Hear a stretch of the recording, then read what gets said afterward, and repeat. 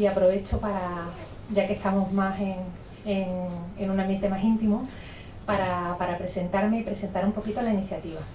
Mi nombre es Esther Puertas, yo soy personal de la Universidad de Cádiz y miembro del grupo de investigación PAIDI, Humanidades 88, Salud, Género y Desarrollo, que creo que ha tenido a bien promocionar esta primera actividad de seminario de cobertura informativa de desastres, pero no es algo que se haya planteado al azar, sino que hay una trayectoria importante de los últimos tiempos de la Universidad de Cádiz, concretamente de nuestro grupo de investigación con esta línea, comunicación para la gestión ecosocial y la reducción del riesgo, ya que vivimos en una sociedad global, con problemas globales que nos afectan a todos y que directamente lo que hagamos en una parte del planeta va a repercutir proporcional y directamente en otra. O sea, el entender todo como un ecosistema. Hemos tenido trabajos previos, como decía, muy interesantes y además teniendo el honor de formar parte de un triángulo colaborativo, como yo le llamo, con el profesor Carlos Lozano Asencio, que además, a él no le gusta que lo diga, pero es una figura clave en el mundo del periodismo de la comunicación española y un referente para todos los que hemos trabajado y estamos trabajando en temas de catástrofes y de gestión del riesgo. Fue incluso presidente de mi tribunal de tesis y eso ya hace unos añitos, así que desde ahí nos tendió la mano el grupo para que trabajáramos con otra persona de referencia que nos acompaña, que es la profesora Marcia Franz Amaral, de la Universidad Federal de Santa María, y que está haciendo con nosotros una movilidad sobre la Fundación Carolina. Tenemos muchos proyectos y muchas ideas en la cabeza que nos gustaría, pues, de alguna manera hacerles partícipe, porque creemos en el feedback, ahora que nos hemos quedado pues un grupo de población en general interesada en esta temática, pero también de profesionales. Hemos visto por el número de inscritos que hay una importante carga técnica de periodistas, que no hace falta que yo lo diga, agentes vitales de comunicación y de posibilidades para la transformación del cambio social. Hay de equipos de emergencia, de bomberos, guardia civil, que no sé si al final habrán podido asistir, pero por lo menos ese interés. Y para nosotros es una satisfacción que en una primera iniciativa, que esperemos que no sea la última, haya habido pues este público abierto y con ciertas expectativas. Como les decía, la trayectoria que se ha tenido ha sido importante, pero más importante creo que es lo que está por llegar. Las líneas las iremos escribiendo a lo largo del camino. También era una posibilidad que nosotros teníamos en cuenta, aparte de crear este foro para expertos y para personas que fueran de interés para hacer una transferencia de conocimiento, como bien ha dicho la mesa, del mundo académico, del mundo científico, a la sociedad general, era también, y a las asociaciones que trabajan en el sector, era también una oportunidad para concienciar a la ciudadanía en general sobre la importancia que tiene la sostenibilidad del mundo en el que vivimos. Y que nosotros con nuestros comportamientos, con el consumo y con la propia educación ambiental, pues aportamos nuestro pequeño granito de arena. Y que si vivimos en una sociedad del riesgo, como decía Ulrich Beck, un sociólogo importante, tenemos que estar preparados y en alerta, porque son muchos riesgos los que nos vienen, no solamente los naturales. Las llamadas catástrofes antrópicas o que tienen origen del ser humano inciden también directamente y proporcionalmente a esas llamadas catástrofes naturales, y al final todo un círculo complejo vicioso de las catástrofes sociales que son más estructurales que coyunturales. Por no enrollarme más, le doy la palabra a nuestro ponente inaugural, pero quería hacer una pequeña introducción, luego tendremos oportunidad en la mesa redonda de seguir ahondando, aunque demos unas pinceladas porque nos interesa mucho su opinión y que participen y que haya esa capacidad de respuesta, ¿no? Tengo unas notas, no quiero que se me olvide nada, para que vean la importancia de la persona y el amigo que nos acompaña, que es Carlos Lozano Asencio. Él es profesor titular de periodismo de la Universidad Rey Juan Carlos, es doctor en Ciencias de la Información por la Universidad Complutense, licenciado en Ciencias de la Comunicación por la Universidad Nacional Autónoma de México, actualmente es director del Máster Universitario en Periodismo Cultural y Nuevas Tendencias de la Rey Juan Carlos, Coordina la sección Teorías y Métodos de Investigación en Comunicación de la Asociación Española de Investigación en Comunicación.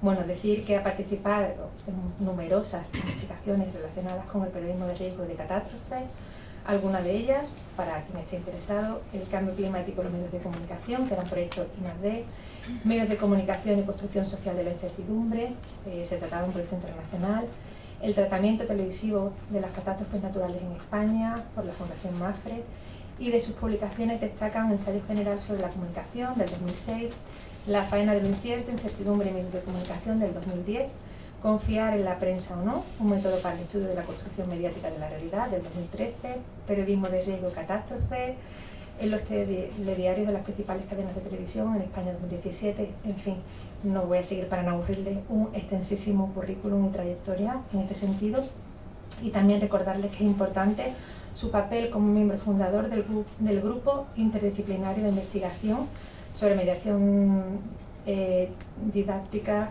de la Comunicación Social, que en 2018 pues, ha recibido la certificación de excelencia por la ANECA, por la Agencia Nacional de Calidad, que para el mundo académico es muy importante.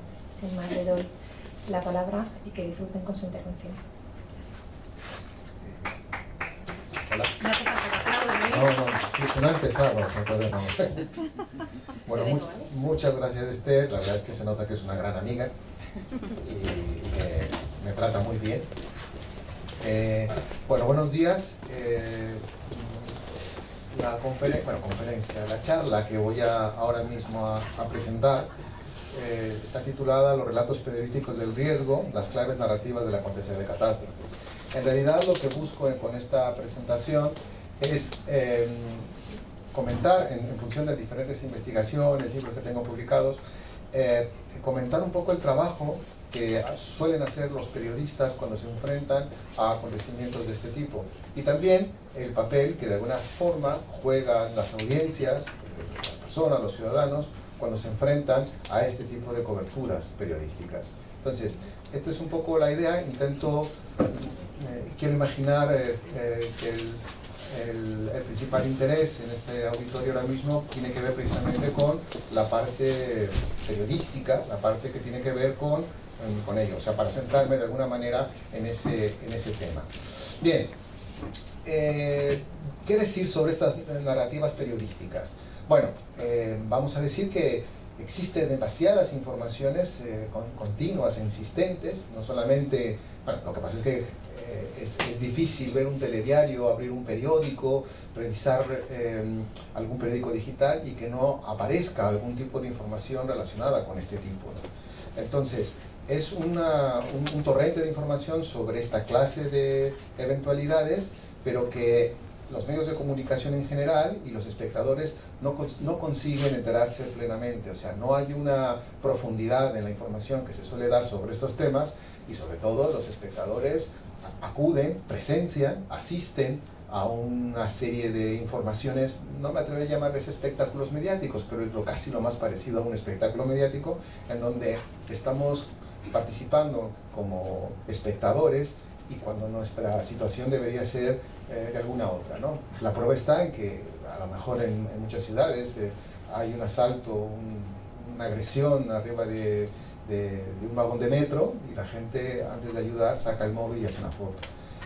Como una circunstancia que para muchos de nosotros es comprensible, dado la situación en la que nos encontramos. O sea, la podemos entender, pero no deberíamos entenderla de esa manera, digo yo. Pero bueno, eso es algo que ya está sucediendo y que por lo tanto crea un tipo de cultura mediática que estamos de alguna manera habituándonos a ella. Por lo tanto, en este tipo de coberturas, de estas maneras de narrar lo que está sucediendo, destacan los impactos, llamémosle trastornos, llamémosle golpes, llamémosle estas... bueno, la palabra impacto creo que lo resume muy bien, de lo que está sucediendo. Y esto es una característica propia de estas coberturas. Y otra, en términos generales, es que nos representan tanto a los que aparecen en el relato como a los que de alguna manera están siguiendo ese relato, nos representan como unas víctimas, como personas tanto las que sufrieron como las que están viendo lo que está sucediendo, nos representan como unas víctimas, repito, de lo que realmente está sucediendo. Luego entonces, esa fragilidad o vulnerabilidad de la que estamos de alguna manera inmersos, en el fondo nunca entendemos que nosotros somos la causa de lo que está ahí sucediendo.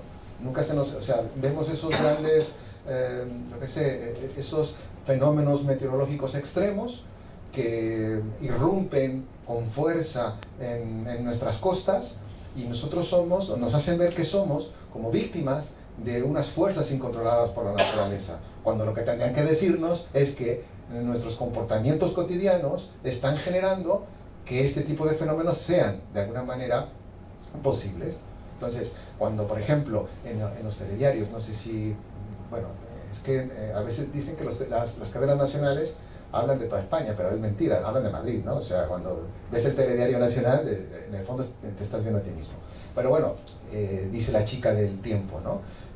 Cuando habla de la boina de Madrid, ¿no? Entonces, la boina es la contaminación que se da por este efecto en el cual no hay una forma de descontaminar, sino que está cubierto de contaminación. Entonces la chica lo dice, y me gusta cuando lo dice, ojo, que esto lo estamos provocando nosotros. No es un fenómeno meteorológico, sino que somos nosotros, nuestros coches, nuestra forma de vida, que está produciendo este fenómeno. Entonces eso me gusta porque entonces nos sitúa de una manera diferente de lo que está sucediendo.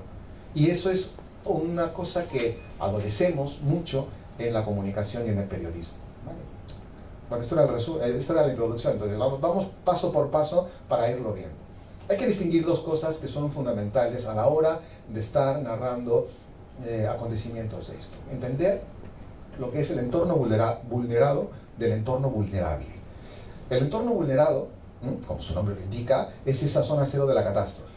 Es, como digo aquí, donde se registra el impacto o el trastorno destructivo, donde se puede registrar la destrucción. El lugar donde se manifiesta la inestabilidad y se le puede registrar como datos de daños, pérdidas económicas, materiales, humanas, etc. Es decir, eso es como que queda claro. Es una definición simplemente para dejarnos claro exactamente de qué estamos hablando.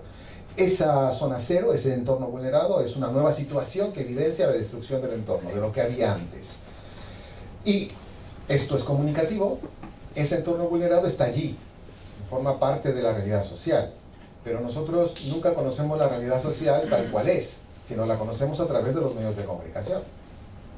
Nos enteramos de terremotos, nos enteramos de muchas cosas, no porque estemos ahí, sino porque los medios de comunicación se encargan de traernos ese acontecimiento. Entonces, ese entorno vulnerado se convierte o entra en el espacio público como una referencia mediática. No lo olvidemos, porque nosotros no estamos allí, sino estamos allí a través de la mediación comunicativa que nos permite la tecnología comunicativa de los medios de comunicación.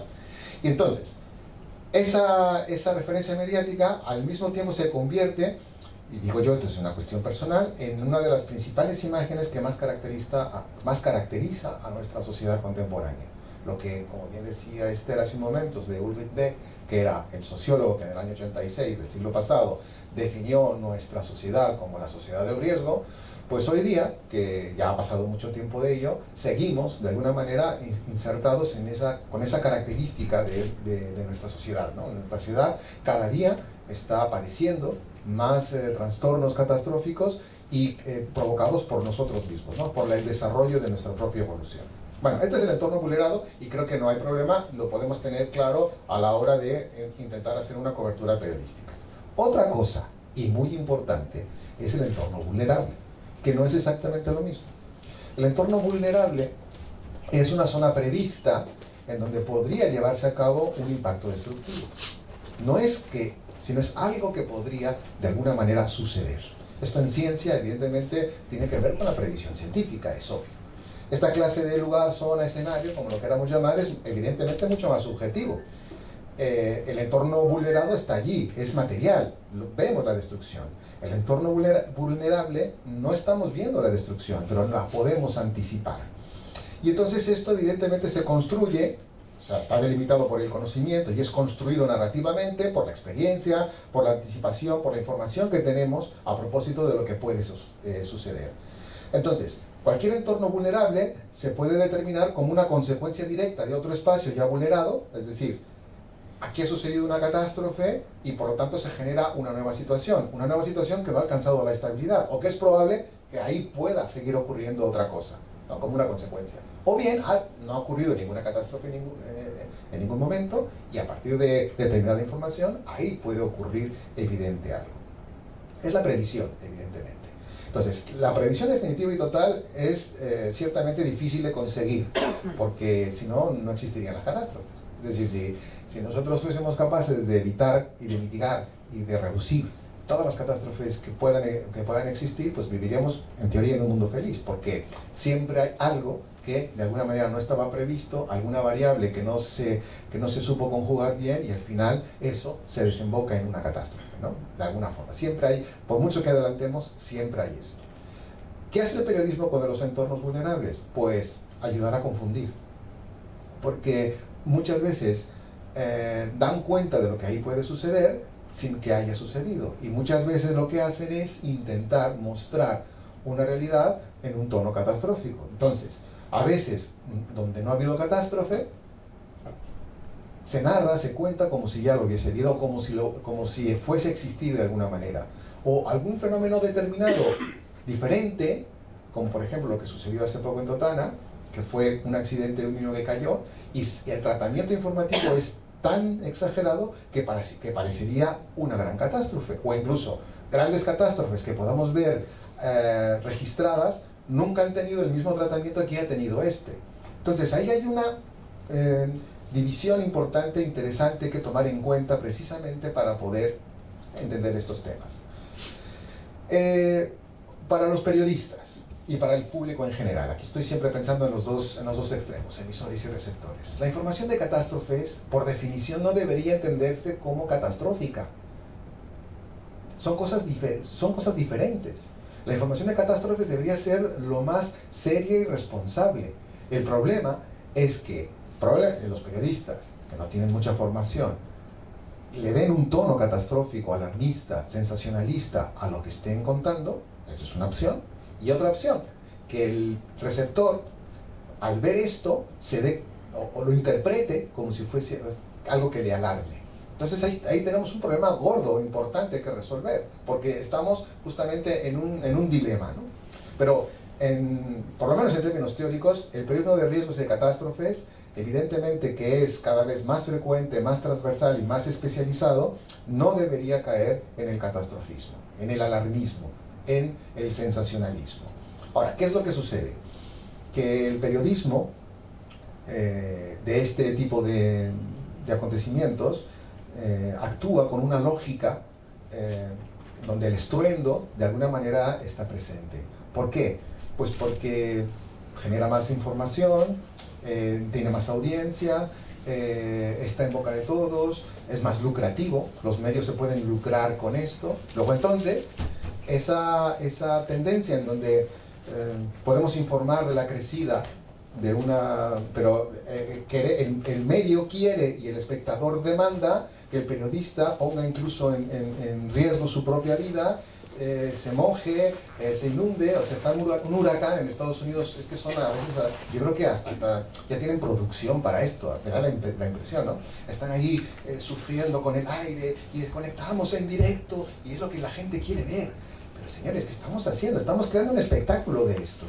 Y si tú pones al periodista en un sitio normal comentando lo que está sucediendo, pues a lo mejor tú ya le cambias de cadena porque prefieres ver al otro periodista que está inmerso en una situación que en el fondo es prácticamente, o sea, no es creíble. Yo recuerdo el caso en México de un huracán que iba a llegar por la zona de Yucatán, y Televisa, que es la principal cadena de televisión privada, montó un dispositivo impresionante de cobertura. Y claro, ellos querían mostrarlo como si fuese el huracán Mitch que estaba entrando. Claro, les falló, y al final pues yo creo que había gente que soplaba por atrás porque no se correspondía la alarma que habían previsto y que al final no sucedió. Pero como ellos estaban pensando en la cuenta de resultados, en el ganar más publicidad, en no sé qué, no sé cuánto, pues son capaces de montar evidentemente un espectáculo con esto. Entonces estamos hablando de otra cosa, creo. No tiene nada que ver con lo que necesitamos hacer, pero hay que contar con ello, porque si no lo estudiamos, evidentemente parecería que esto es lo normal, y no es lo normal. ¿Por qué? Porque nosotros como espectadores asistimos, como he dicho hace un momento, pero no aprendemos nada. Este tipo de situaciones pueden volver a ocurrir y parecería que nosotros no hemos experimentado nada de lo que está sucediendo. Si en nuestra vida personal tenemos pues yo qué sé, una experiencia negativa, pensemos en cualquier cosa, estoy convencido que cada uno de nosotros dirá, esto no me vuelve a pasar. Por lo que sea, esto no me vuelve a pasar. Pero si socialmente tenemos una situación de este tipo, es muy probable que nos vuelva a pasar y que no hayamos aprendido nada. El Prestige, que fue toda una catástrofe que sucedió en Galicia cuando un petrolero se hundió por indecisión de las autoridades que lo traían, lo llevaban, en fin, lo que fuera. Hoy día puede perfectamente volver a ocurrir. Eso no quiere decir que no se hayan tomado medidas, eso no quiere decir que no exista un aprendizaje técnico, pero desde el punto de vista de la comunicación probablemente volveríamos exactamente a hacer lo mismo. Entonces, el hecho de que una sociedad que tenemos tantos riesgos que no aprendamos de ellos es un poco como, creo que tenemos que reflexionar y cambiar desde otro punto de vista. Uno de los principales problemas que tenemos en las coberturas periodísticas es que nos cuentan las catástrofes como si fuese la punta de un iceberg. Creo que es una metáfora que nos puede ayudar a entender lo que queremos decir. Porque cualquier catástrofe es un proceso mucho más largo y mucho más complejo, en donde hay causas, hay desencadenantes, hay impactos, hay afectaciones, hay consecuencias temporales a corto, mediano y largo plazo, y hay consecuencias espaciales, locales y globales. Y todo es un proceso retardado y complejo. ¿El periodista qué hace? ¿O los medios de comunicación qué solemos hacer? Nos vamos a un punto determinado, al impacto. Y con eso ya queremos contarlo todo. Y con eso queremos que haya algún tipo de satisfacción. Y cuando incluso el impacto le falta toda una serie de momentos de comprobación, de verificación, etcétera, etcétera, resulta que mientras no tengamos información fidedigna, será noticia. O sea, de locos. Y cuando ya tenemos la comprobación, cuando ya sabemos exactamente qué ha sucedido, cuando ya podemos hacer unir todo el rompecabezas, ya no es noticia, ya no importa. Pasó con el Prestige, mientras no sabíamos nada, todos los medios de comunicación estaban allí. Y contando y descontando, y que se cae el camino, se cae, y que, en fin, todo un espectáculo mediático, lo recordaréis, porque no hace como 10 años o por ahí, ¿no? Fue en el 2000, un poco más quizá. Bueno, y al final, cuando después recordaréis que al capitán del barco lo metieron en la cárcel, en fin, toda una serie de movimientos.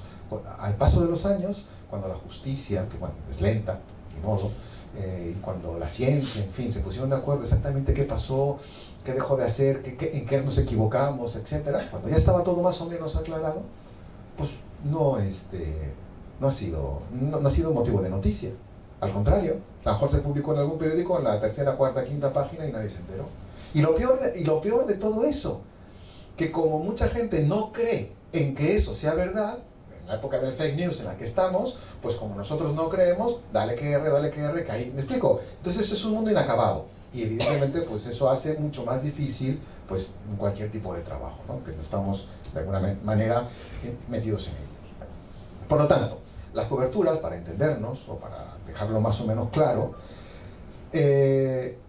los periodistas o el periodismo, los medios, porque cuando digo de periodistas parece que estoy hablando de una persona que tiene un problema, y no, el periodista es un mecanismo, es un tornillo dentro de una maquinaria mucho más compleja, y a veces el periodista tiene iniciativas, pero muchas veces esas iniciativas no son respetadas, al contrario, están de alguna manera, corresponden con lo que hay, es una línea editorial, una línea política, etcétera, ¿no? Entonces, en términos generales, las coberturas de riesgos de catástrofe están mucho más pendientes sobre la destrucción que sobre la previsión. Se utilizan muchos esquemas narrativos muy simples, ahora vamos a ver un poquito de eso, de carácter espectacular, y que están más pendientes de ello que del rigor y la comprobación.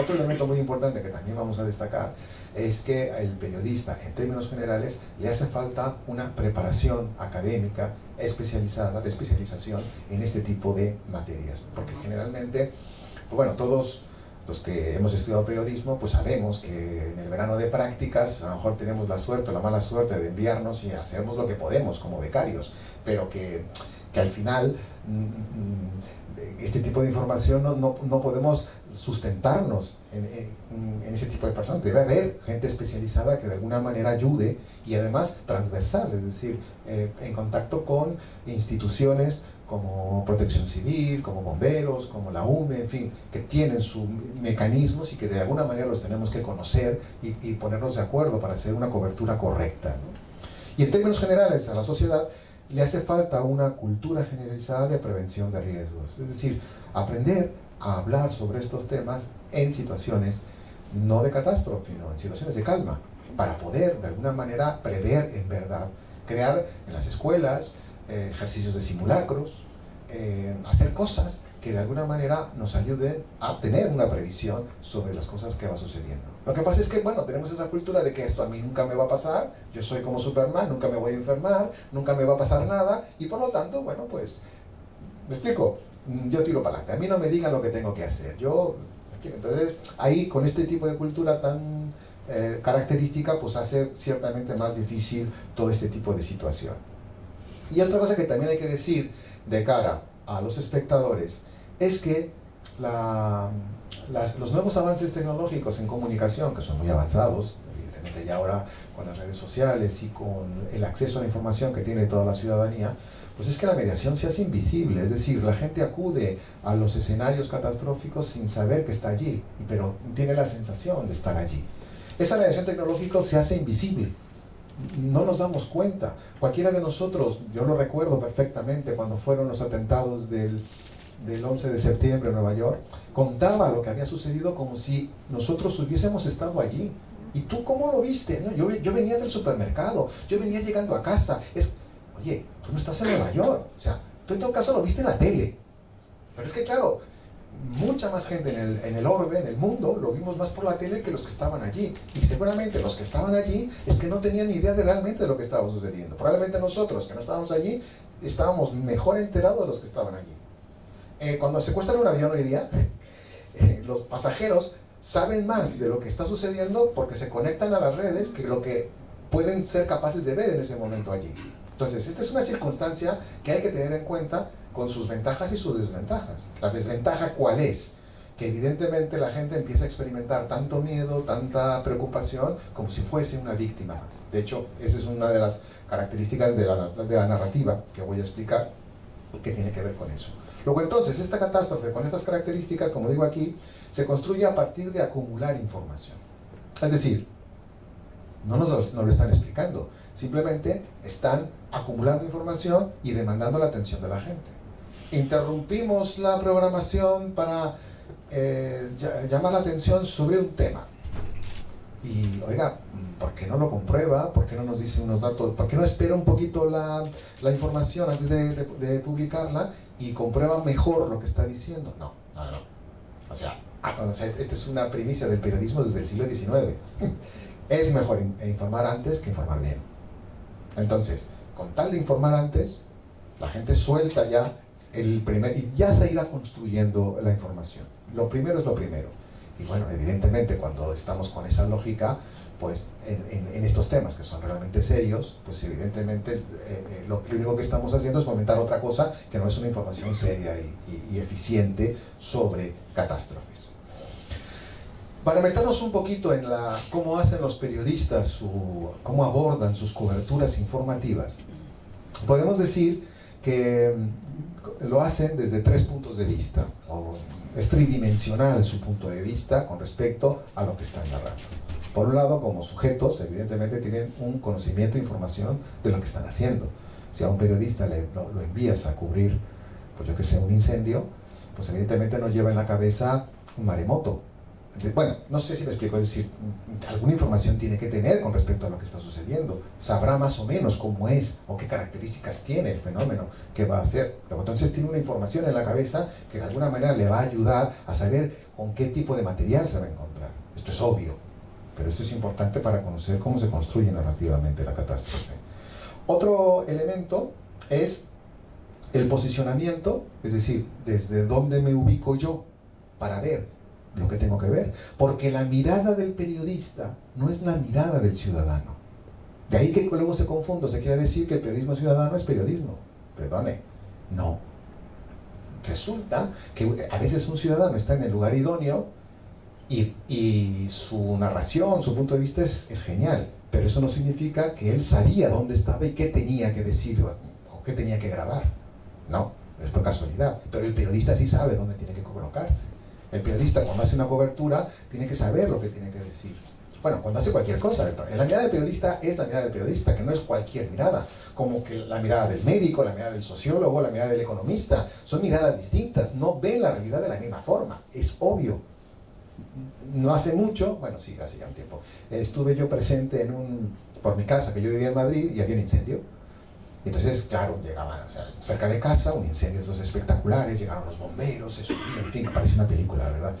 Y entonces había una señora a mi lado que decía, me voy a casa para ver el telediario y que me lo cuenten. Oiga, señora, pero si lo está viendo con sus propios ojos. Es que esa señora necesitaba que se lo contasen. Era incapaz ya de verlo con sus propios ojos. O sea, necesitaba la mediación del periodista para que se lo contasen. ¿Y cuánta gente no va al fútbol y se pone el radio porque es incapaz de ver lo que está sucediendo? ¿Quién necesita más elementos para poder entender la realidad? Luego entonces, nuestra dependencia con la mediación es inmensa para detalles, imaginar para este tipo de cosas. Y por último, lo que está contando. Finalmente, el periodista tiene la gran responsabilidad de contar lo que está sucediendo. Pero es que es un efecto contrario. La catástrofe es anarquía, es caos, es destrucción. Eso no tiene sentido. Pero el periodista, cuando tiene que dar cuenta de eso, le tiene que dar sentido y contenido a lo que está contando. Luego entonces tiene que saber y posicionarse para poderlo contar. Luego entonces, si nosotros analizamos la parte del conocimiento, ¿qué sabe el periodista sobre lo que va a contar? Es evidente que no lo podemos hacer si no sabemos desde dónde lo observa y qué es lo que finalmente relata, o lo contrario. Si analizamos desde dónde está observando, tenemos que tener en cuenta lo que sabe y qué está relatando. Y si nos metemos exclusivamente en los relatos que está contando el periodista, tenemos que hacerlo también en función de su conocimiento y de su observación. Entonces, no es tan sencillo, de alguna manera, elaborar este tipo de análisis, pero si nosotros juntamos las tres patas, seguramente podremos hacer un análisis ciertamente mucho más interesante. Esto es más técnico, lo siento, pero bueno, así contamos lo que es. Hemos encontrado en las investigaciones que hemos hecho 5, tampoco es así como que 85.000, un repertorio de 85.000 posiciones distintas, de esquemas de narrativos distintos. Hemos encontrado solamente 5, los más comunes y más importantes. Unos, digamos, más sencillos y otros más complejos. Punto. Los primeros serían esas secuencias narrativas que nos cuentan en la estructura las causas y el impacto. El impacto o las causas. Ese, digamos, es el esquema más sencillo. Otro esquema que también es sencillo, nos cuentan las consecuencias y el impacto, o el impacto y las consecuencias de esos trastornos o catástrofes que estamos de alguna manera analizando. Es muy básico. ¿Vale? Pues así de básico hemos hecho de alguna manera la clasificación. El primero de ellos es como un esquema etiológico, porque busca las causas de lo que está sucediendo, y el otro esquema es más bien conclusivo para llegar a ciertas, pues eso, conclusiones a partir también de lo que ha sucedido. Digamos, serían como dos esquemas que de alguna manera están presentes. Luego, los esquemas que son más complejos, lo que está haciendo que esos tres momentos, causas, impacto y consecuencia, los reúne. Pero se pueden reunir de tres maneras distintas. El primero, que es demostrativo, es que nos habla de las causas, nos habla de las consecuencias y finalmente nos habla del impacto. Es decir, es un esquema que va de afuera hacia adentro, ¿no? Primero de lo más general a lo más específico. El otro esquema es que es exactamente al revés. nos habla del impacto, luego puede ir a las consecuencias y causas. Pero primero se centra en una cosa, por lo tanto es mucho más ilustrativo, va de dentro hacia afuera. Y luego el lineal, canónico, científico, el que ocurre de una manera natural, sería aquellas catástrofes que tienen unas causas, que tienen un impacto y luego unas consecuencias. Así ocurre en la realidad, pero así no ocurre en los medios de comunicación. En los medios de comunicación no puede ocurrir esto, porque lo que centra es el impacto. Esa es la noticia, porque tenemos una lógica distinta. Entonces, primero va la noticia y luego se construye de otra forma. ¿Qué sería lo ideal? Pues bueno, que tuviera una lógica diferente. Pero bueno, esto trasladado a una investigación que publicamos en el 2017, que analizamos las noticias en televisión durante un año, del 2013 al 2014, encontramos estos resultados con respecto a las construcciones. Os podéis dar cuenta que las construcciones más simples, que son las dos primeras, se corresponden con el 60%. O sea, las 2/3 partes de las noticias sobre este tipo de fenómenos son simples. Y solamente la tercera parte es evidentemente más elaborada, más compleja, pero que se divide evidentemente en elementos diferentes. ¿Cuál de las dos o de todas es, digamos, la más relevante? La etiológica. Es curioso, pero no tanto porque, es decir, es como un efecto un poco perverso, porque nos cuenta la catástrofe, pero más que nada nos está contando lo que podría ser o lo que podría pasar. Nos cuenta lo que está sucediendo, pero por lo que podría pasar, es decir, para generar más expectativas a la gente. Punto. Pero no está, de alguna manera, comprobando exactamente cuál es el camino lógico, un camino que ha sucedido, lo que realmente ha sido la verdadera causa, digamos, sino las suposiciones que pudo de alguna manera suponerse, tenerse en cuenta. Entonces ya vemos que, por ejemplo, el esquema etiológico pues es el que casi arrasa, porque es casi el 50%, casi la mitad de las construcciones son de ese tipo. Y en el otro extremo, lo que sería lo más científico, lo más formal, lo más correcto, entre comillas, pues es apenas el 6%. Luego, entonces, esto nos habla ya de cómo se construye y las dificultades que tenemos a la hora de construir el acontecer de catástrofes, ¿no? Entonces, hasta ahora ya os he contado lo que sucede en cuanto a esquemas y encuadres, ¿no? Que es lo que he dicho ahora. Si avanzamos un poquito más y yo pregunto, cuando preguntamos qué se hace y quién hace en el relato en catástrofes, pues tenemos que estructurar también desde otro punto de vista. Nosotros tenemos ahí un centro de impacto o trastorno, llamémoslo como llamemos, tsunami, inundación, en fin, lo que nosotros consideremos como tal, y en el hacer o quién hace, pues ahí tenemos como dos acciones fundamentales, los que se acercan al impacto y los que se alejan. Lo que más conocemos evidentemente son los afectados, es decir, los que se escapan, los que huyen, las víctimas, los transeúntes que estaban por allí y que evidentemente salen o intentan salir de ese entorno vulnerado. Pero hay otros profesionales que entran, porque es su trabajo, que serían básicamente y muy importante los profesionales de salvamento, que se dedican a eso y que están, digamos, dedicados a ello, los voluntarios que, aunque no, es decir, gente implicada, si está su hijo ahí, pues evidentemente se va a meter o va a intentar salvarlo, en fin, esa implicación que no implica especialización, pero sí entra al conflicto, y aquí lo destaco, los periodistas. Pero claro, si los periodistas y los profesionales de salvamento entran, no van a hacer lo mismo. Uno va a informar mientras el otro va a rescatar. Y aquí tenemos un conflicto ético impresionante. Te señalo, porque es impresionante, porque claro, al periodista profesionalmente no se le puede pedir que salve gente, porque no es su trabajo. Pero claro, luego viene el otro y dice, oye, pero entonces no tienes humanidad. ¿Por qué prefieres hacer la foto en lugar de, no sé, darle, a socorrerle de alguna manera? Claro, los premios Pulitzer, que ya hay varios, incluso la famosa fotografía de Robert Capa durante la Guerra Civil Española, pues también se dice, bueno, ¿por qué Robert Capa en lugar de ayudar hizo la foto?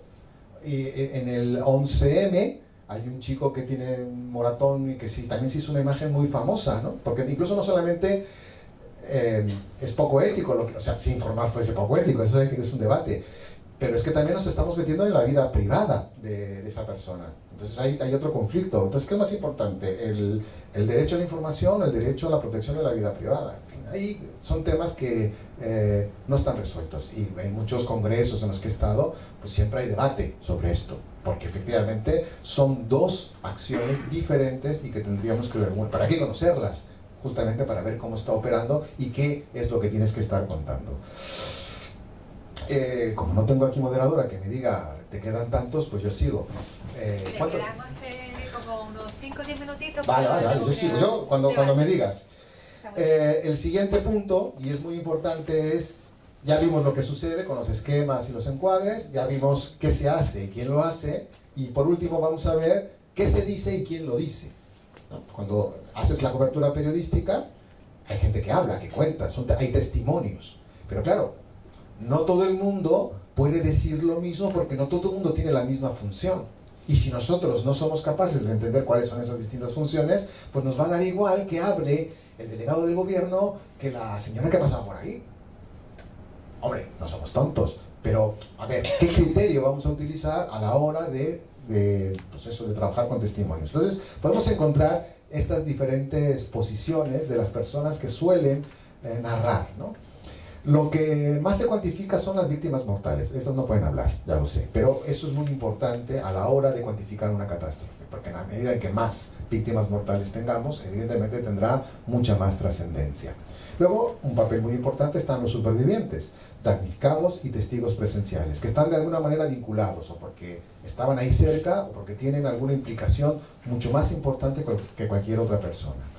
Esos son los que más llaman la atención, los que los periodistas se acercan, preguntan, y a veces de manera incorrecta desde mi punto de vista, porque a veces el pobre superviviente está ahí medio atolondrado todavía, llega el periodista, ¿y usted qué siente en estos momentos? Como que hay que tener como un cuidado especial para este tipo de cosas. Luego, los medios juegan mucho con los responsables, que aquí hay de muchos tipos. Los directos, que debería ser pues ese técnico, ese maquinista, capitán del barco, que tienen una responsabilidad técnica directa, y luego vendrían los indirectos, que son más bien representantes políticos, yo qué sé, el político o el responsable del cargo en cuestión, el director de, el alcalde de, el presidente de gobierno de, en fin, que ya son otros niveles a partir de los cuales pues también de alguna manera tienen algo que decir más concreto o más abierto, pero los medios también juegan con esto y buscan el testimonio de este tipo de personas porque algo juega. Luego, muy importante están los especialistas, que no necesariamente tienen que ser, bueno, pueden o no serlo, pero su condición de especialistas les atribuye la posibilidad de poder hablar y contar algo, ¿no? Expertos que están más informados e implicados, o incluso los propios periodistas especializados que sobre esos temas tienen algo que decir, ¿no? Cuando hay una inundación o cuando hay una gota fría, etcétera, que hablamos con el meteorólogo y el meteorólogo cuenta con un esquema lo que está sucediendo, etcétera, etcétera. Bueno, eso es una información que ayuda a entender mejor lo que está sucediendo. Y por último, los profesionales de salvamento, los que rescatan e informan, que son voluntarios, profesionales de salvamento que tienen su función concreta, o incluso los propios periodistas. En el caso del terremoto de Haití, cuentan los compañeros que se dedican a estas cosas, que como son acontecimientos que tienen mucha demanda en temas informativos y periodísticos, pues van como enviados especiales, que quieren estar al pie del cañón haciendo su trabajo, sus reportajes. Pero eso sí, cuentan, yo no he estado ahí, pero lo cuentan, que cuando acaba la jornada, pues se quieren ir al hotel, ¿no? A darse una ducha calientita y luego bajar a cenar, en fin, como si la catástrofe fuese una cosa y luego ellos en su vida privada puedan hacer otra cosa. Al final, esta gente va y cuentan, los que tienen más experiencia en esto, ¿no? Pues que no hay agua, que muchas veces se tienen que sobrevivir de una manera que no hay energía para conectar las cámaras o recargar las baterías, en fin, con muchas penalidades.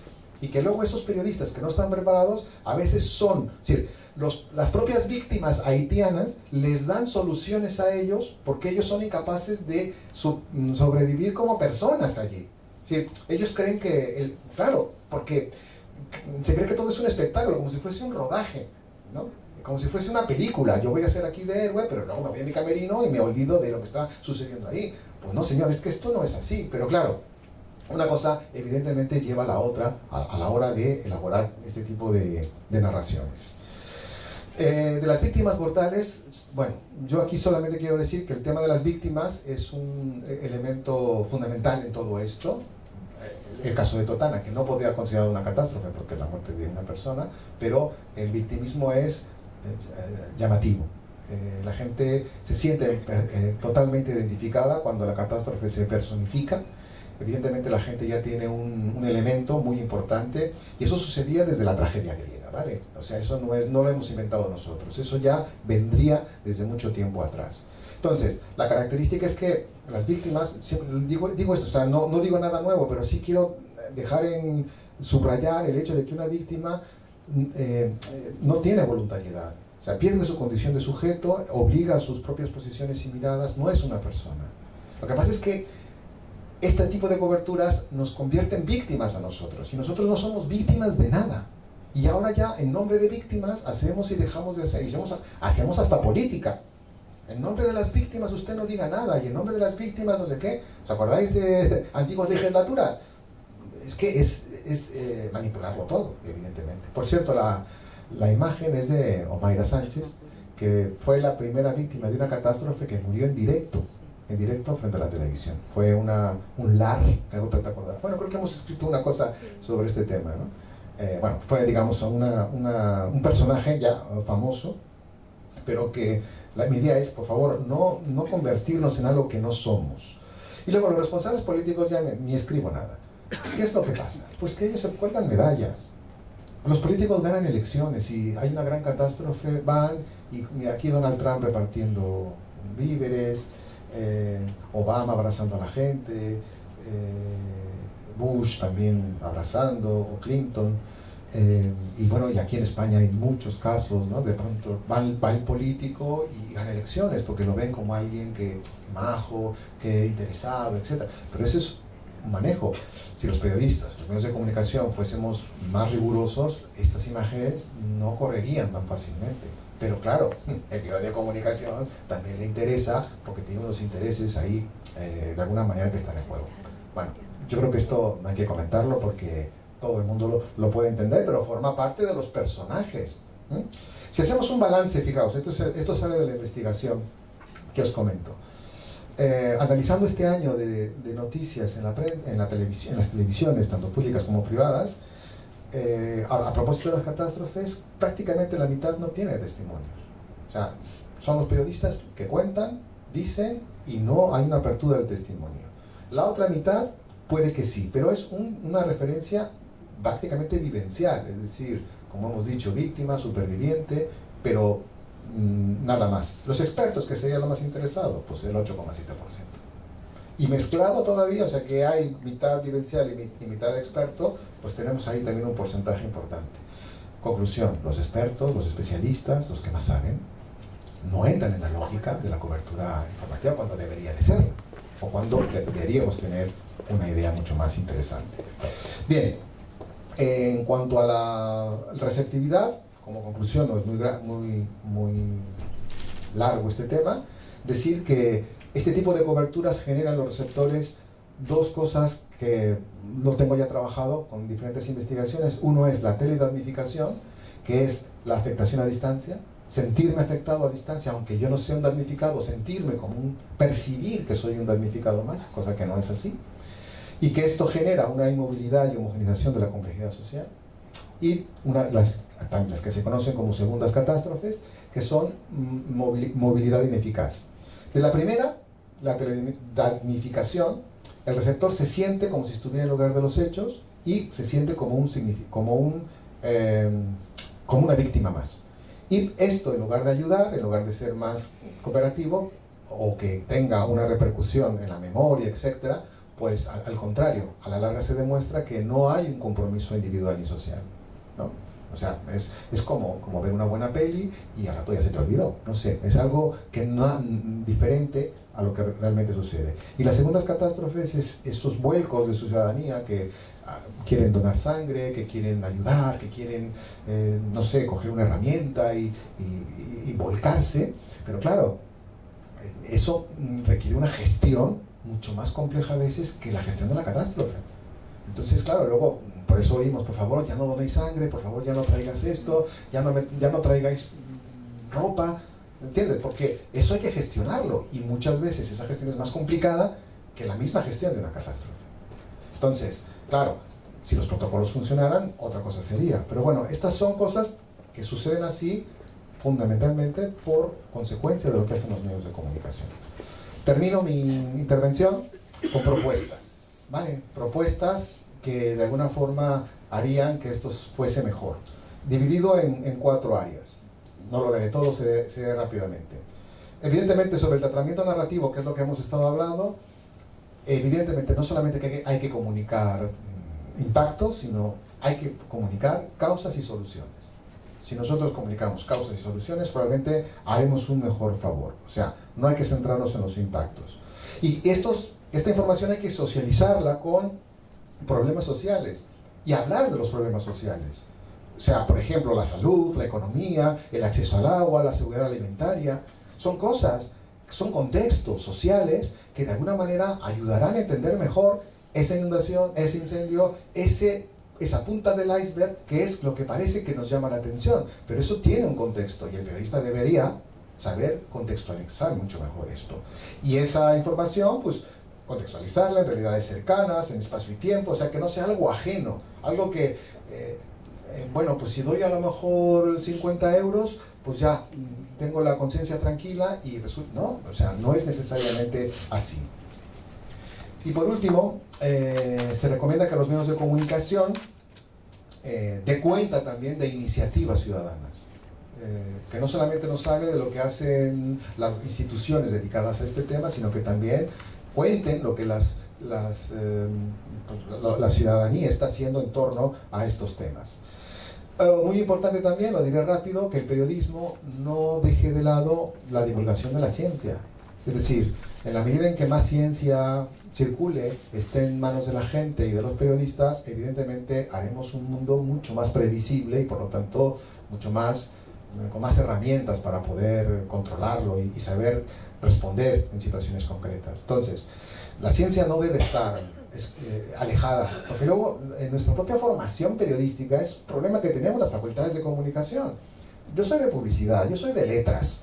A mí no me pongas números ni estadísticas, porque yo, ¿no? Entonces, claro, el periodista ya rechaza de entrada esa formación. En el CIS, que es el Centro de Investigaciones Sociológicas, que no ha existido ahora con este director, sino que ha existido desde siempre, y lo digo por algo, nos odian a los periodistas, porque llegamos, nos dan una estadística y no la sabemos interpretar. Y claro, la culpa la tenemos nosotros, formadores de periodistas, profesores de periodistas, que no ayudamos a tener buenas fuentes de información y utilizarlas. Entonces parece como que la ciencia va por un lado, eso es cosa de los científicos, pero es que las cosas de los científicos es cosa de todos. Y más del periodista que se... ¿Me explico? O sea, yo me enfado, ¿no? En el caso del cambio climático tenemos un comité de expertos a nivel internacional que es el IPCC. Y hay que darlo a conocer. ¿Qué dice el IPCC sobre muchas cosas? El periodismo lo tiene que decir. Y si no lo decimos nosotros, ¿quién entonces? Si no, esa es la cuestión, ¿no? Esa es la idea. Y parece que como que estoy regañando, pero no quiero regañar a nadie. Oye, más faltaba. Luego, muy importante. Y esto quizá al gremio no le guste, pero hay que responsabilizar a los medios de comunicación de lo que hacen. Los medios se lucran. Los medios ganan dinero con estas coberturas. Oiga, pues si ganan dinero, si se lucran, si son capaces de hacer tantas retransmisiones, pues ¿por qué no ceden espacios? Aunque sea a las 3 de la mañana, no me importa. Pero cedan espacios y creemos programas, llamemos a la sociedad civil, a las ONGs, a crear programas, espacios, para que la gente tenga más información y cultura sobre la prevención de catástrofes. Los riesgos están allí, los estamos provocando nosotros. Cambiemos nuestras formas de ser, nuestras formas de comportarnos, nuestras formas de relacionarnos. Ayúdenos a entender que el coche contamina más. No sé, ayúdenos y hagamos programas, contemos experiencias, llevémonos mucha más información sobre lo que está sucediendo.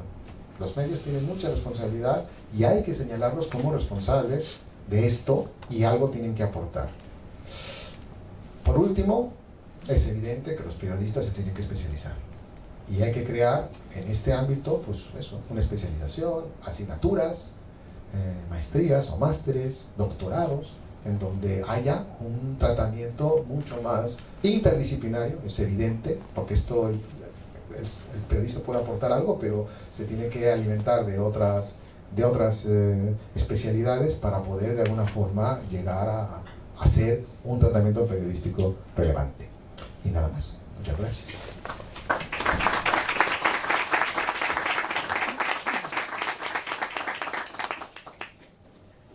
Bueno, aprovechar este foro, como decía en un principio, no para que quede aquí, nosotros que de alguna manera... Ahora sí, ¿no? Sí, gracias. Que de alguna manera estamos expuestos, sino que haya una retroalimentación, que comenten lo que tengan a bien. Estamos abiertos a preguntas y bueno, opiniones y argumentos de todo lo que se ha hablado, de cualquier cosa que quieran exponer.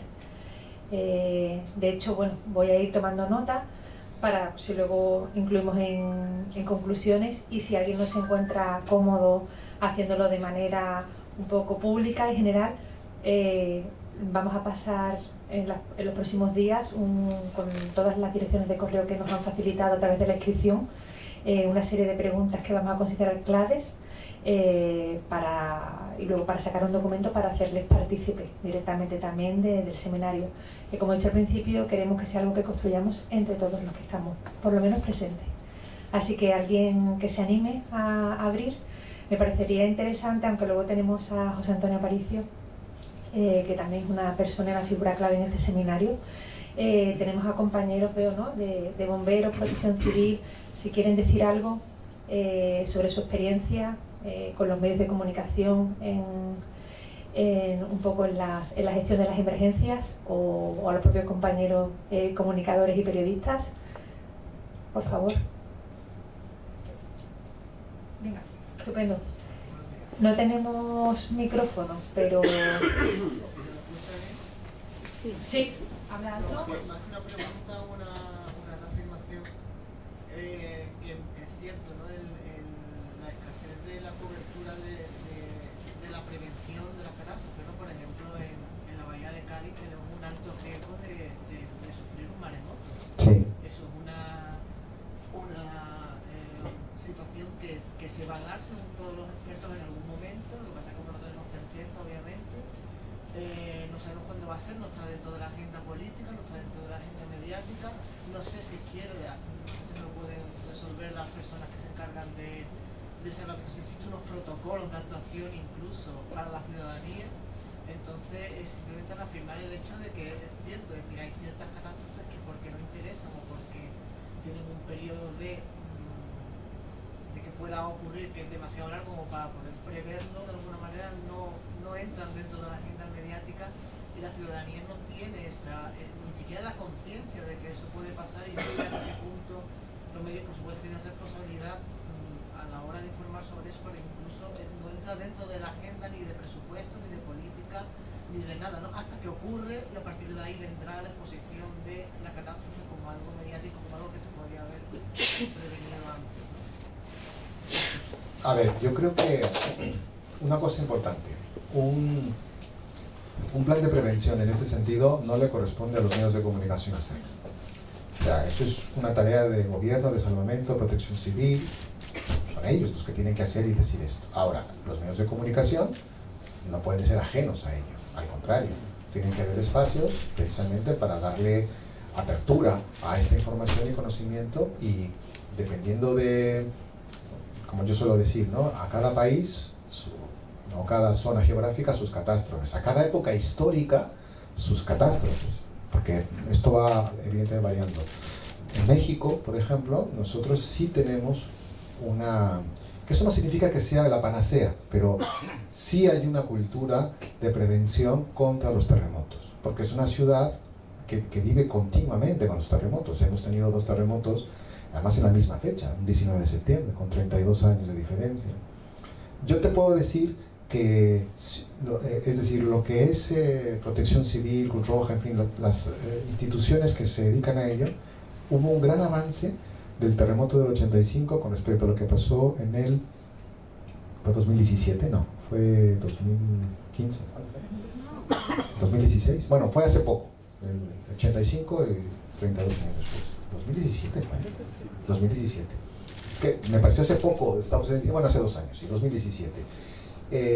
Yo creo que ahí sí hubo un gran avance en cuanto a lo que se llegó a hacer. Es más, ese mismo día, por la mañana, hubo un simulacro. O sea, un poco como en homenaje por la fecha, se programó un simulacro y la gente de alguna manera está acostumbrada a lo que tiene que hacer.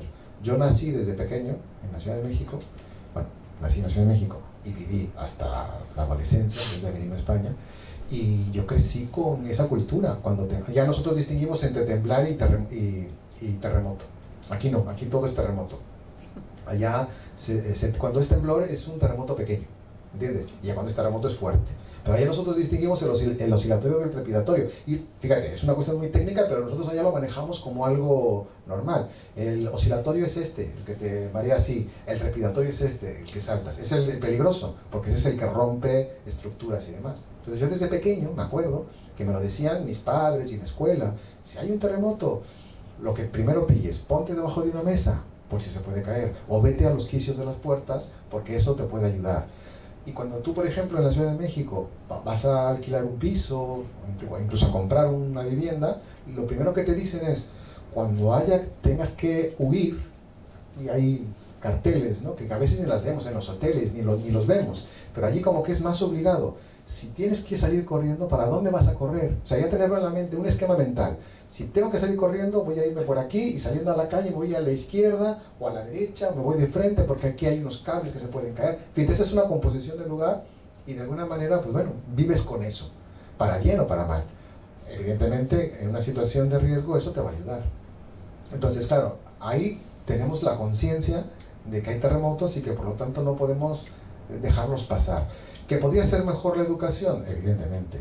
¿Que los medios de comunicación tendrían que implicarse más? Por supuesto, porque los medios de comunicación en el segundo terremoto es que demostraron lo contrario, e incluso ir más atrás de la cobertura del 85.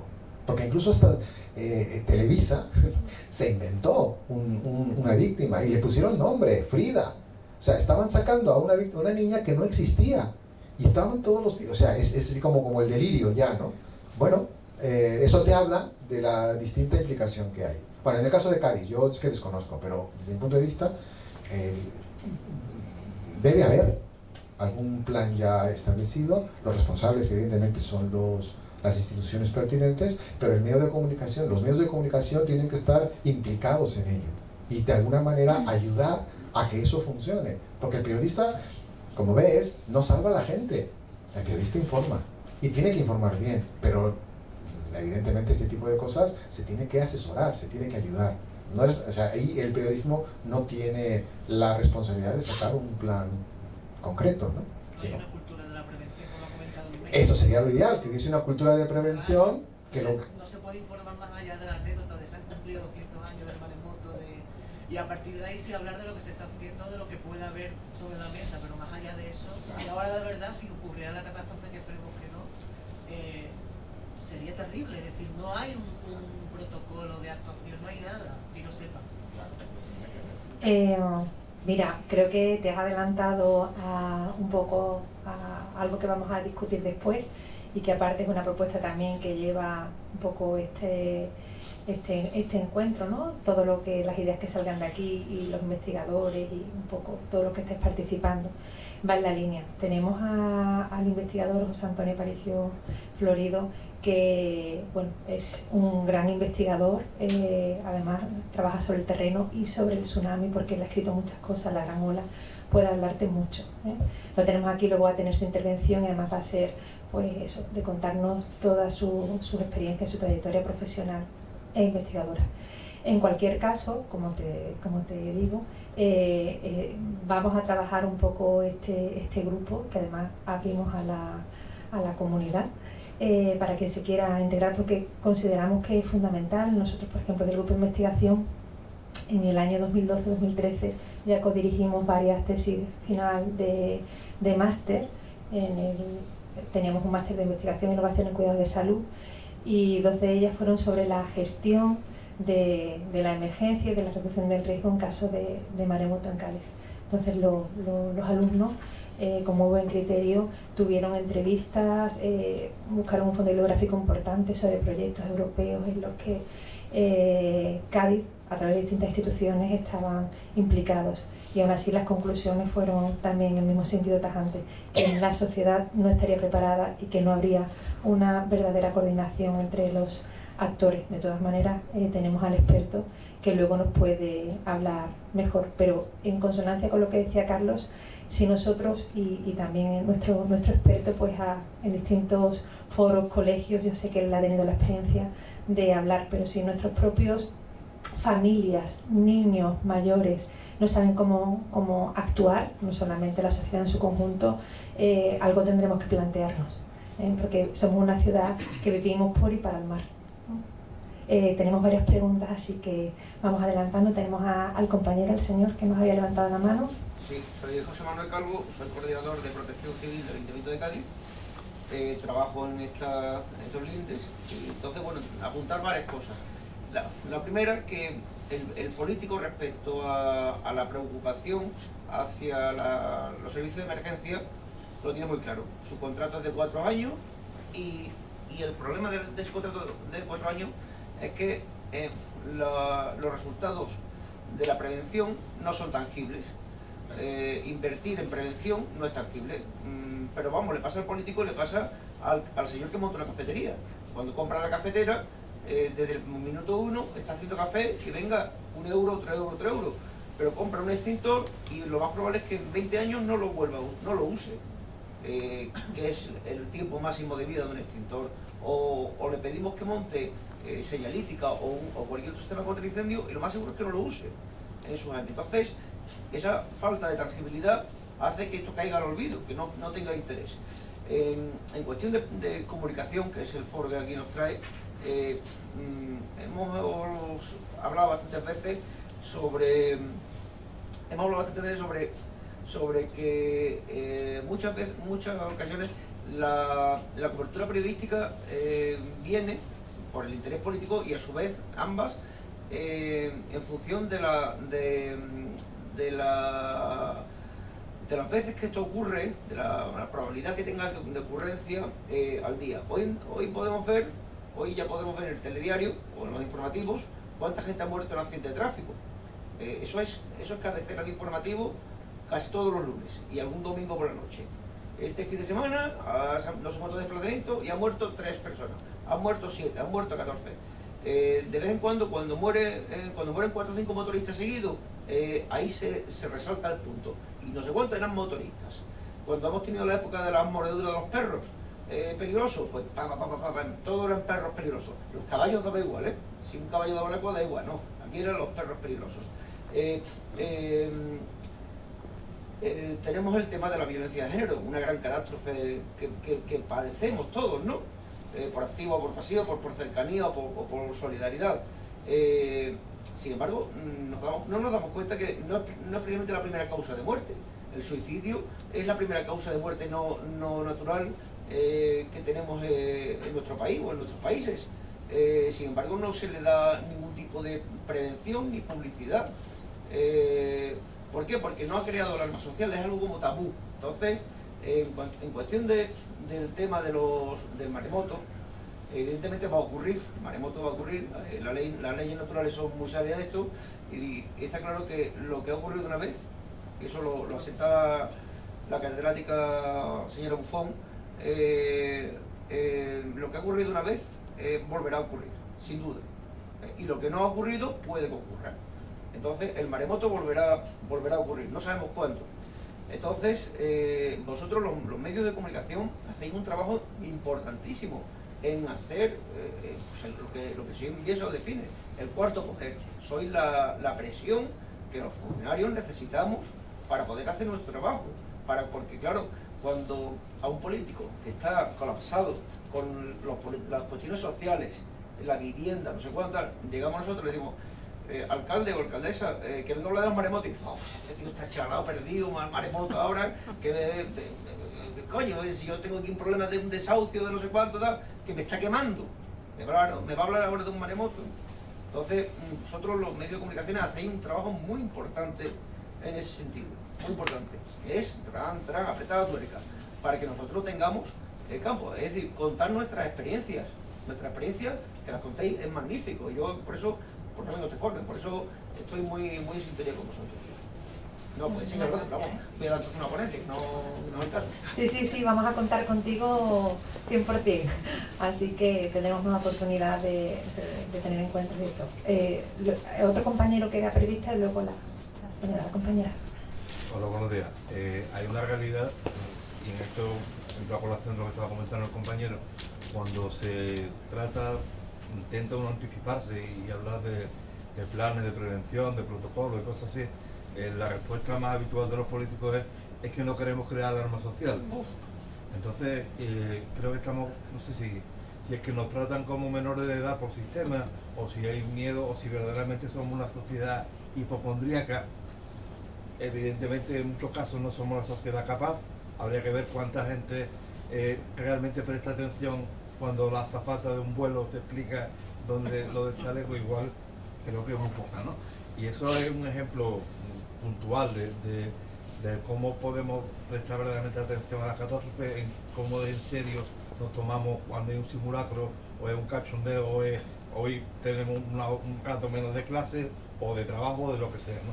Luego también hay un aspecto que creo que es interesante puntualizar, ya que ha puesto el ejemplo del terremoto de México, que yo recuerdo más cercano, de una amiga que vive allí, creo que fue incluso en 2018, fue más reciente que 2017, por lo menos tengo esa conciencia, creo que yo lo encuentro más cercano que eso, ¿no? Recuerdo haber estado hablando con ella por WhatsApp, coño, ¿cómo estás, no? Hay catástrofes naturales más previsibles que otras. Los terremotos creo que no tienen capacidad ninguna de prevenir. Las erupciones volcánicas, por ejemplo, creo que sí. Y igualmente no hay una conciencia social, no hay una conciencia ciudadana de la envergadura o el alcance que tiene una erupción volcánica en la población. Aquí no hay volcanes, he vivido cerca de mucho tiempo, ¿no? Y me he encontrado esta misma situación. La gente no es consciente de que una erupción volcánica que puede ocurrir en cualquier momento, que a lo mejor se puede prever con una semana de antelación, igual, aunque se sepa, los políticos dicen no voy a decir nada por la alarma social, y la gente se encuentra igual con el culo al aire, que pasa y andemos todos como pollos sin cabeza sin saber hacia dónde dirigirnos, ¿no? Como con el terremoto también estuve en una situación hablando de ese tema, y la gente decía, me voy a la parte más alta de Cádiz, que es tal o cual, y coño, al final no cabe tanta gente en la parte más alta de Cádiz, ¿no? Con esto imagino que con lo mismo, porque claro, en México igual puedo ir para arriba para abajo, en una isla como yo me encontraba en Lanzarote hay muchísimos cráteres y no se puede huir, se cierran los aeropuertos porque las cenizas volcánicas, los barcos exactamente igual, ¿no? Entonces, por un lado nos toman como menores de edad, por otro lado temen que se cree una sociedad hipocondríaca, por otro lado los mismos ciudadanos tampoco somos conscientes, y en ese sentido me pongo como periodista, como ciudadano, de cuál es nuestra responsabilidad a la hora de pedir, de exigir un plan de protocolo que a fin de cuentas nos va la vida en ello. Gracias. ¿La compañera? Sí. Mi nombre es Maida Marí, soy periodista y soy periodista de emergencias. Dicho de otra manera, desde hace 25 años tramito la información de mis compañeros de bomberos, tengo a mi jefe aquí. Es el punto intermedio entre la prensa, digamos, es un gabinete de prensa externo, no es funcionarial además, o sea, fue la primera entidad que apostó por no tener un periodista sentado en la mesa de al lado, sino contratar un servicio externo, y eso hace 20 años era algo absolutamente impensable. Yo quería matizar que en estos 20 años, hablando de prevención y de cultura de la prevención, hemos estado constantemente, una servidora está constantemente pidiéndole a los periodistas ayuda. Más allá de contar el impacto y los hechos, unos impactos son siempre una percha, como nosotros llamamos, perfecta, para decirle a la población pequeños mensajes que les pueden ayudar a qué hacer en caso de incendio, por ejemplo, ¿no? La respuesta de los medios es corta, porque si utilizas el momento del impacto, no van a tener nada más que el impacto. Si hay víctimas, solamente servirán las víctimas. como además la inmediatez es tan exigente, evidentemente quieren saber cuándo va a acabar un incendio antes de que empiece. Y si acaba el viento, te van a preguntar dónde están los bomberos y que aquí no hay viento y voy a hacer una conexión ahora. ¿Qué es lo que ocurre ante un incendio?